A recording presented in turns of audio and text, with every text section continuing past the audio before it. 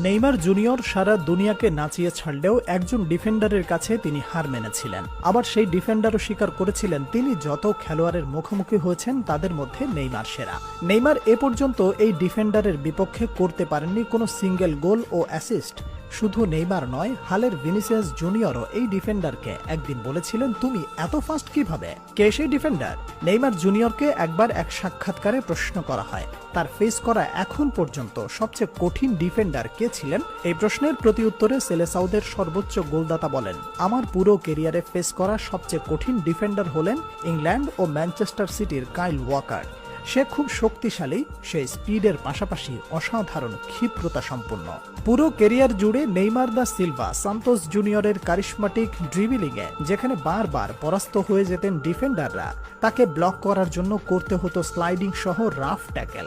সেই নেইমার স্বয়ং বারবার বাধার সম্মুখীন হয়েছেন কাইল ওয়াকারের সামনে। বিশ্বের অন্যতম সেরা রাইট ব্যাক কাইল ওয়াকার তার স্পিড, ফিজিক্যাল